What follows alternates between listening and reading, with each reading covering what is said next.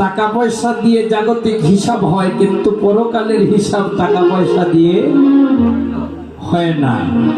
তাই অন্তিম কালে অন্তিম শয্যায় যখন একজন শহীদ থাকে, তার কর্ণে কৃষ্ণ নাম দেই, কারণ শেষ সম্বল ওই কৃষ্ণ নাম। আমার রায় রামানন্দ বলে, প্রভু প্রভু এটা আজব জগৎ। বলে কেন আজব জগৎ? বলে আজব জগৎ এই জন্য, এই জগতে কেউ কিছু নিয়ে আসেও না, আর কেউ কিছু নিয়ে যায় না। এই জগতে ধনী যেভাবে জন্ম নেয়, গরিব ঠিক সেইভাবেই জন্ম নেয়। এই জগৎ থেকে ধনী যেভাবে বিদায় নেয় শূন্য হাতে, ভিখারিও ঠিক সেইভাবেই বিদায় নেয় শূন্য হাতে। বলে কিছু নিয়ে আসিনি, কিছু নিয়ে যেতেও পারবো না। তাই